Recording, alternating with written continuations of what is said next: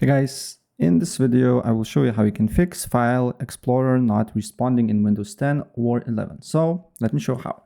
First of all, open up Task Manager. If you're on Windows 11, what you need to do here, you need to go to Processes, Run New Task, write Explorer here, create this task with administrative privileges and press OK.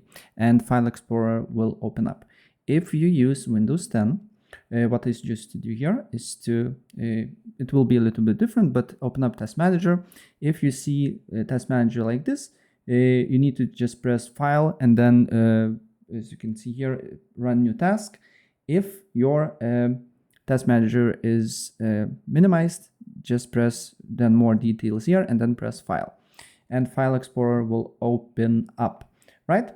And then do not close File Explorer. And what you need to do next is to, again, go to Task Manager, then write Windows Explorer here, Windows Explorer.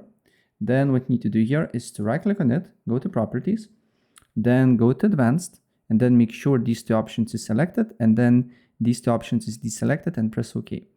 Next, what you need to do here, you need to on search write File Explorer Options, right? Click on it.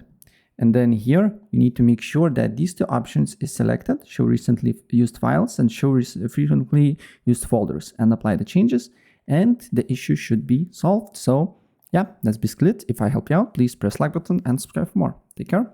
Bye.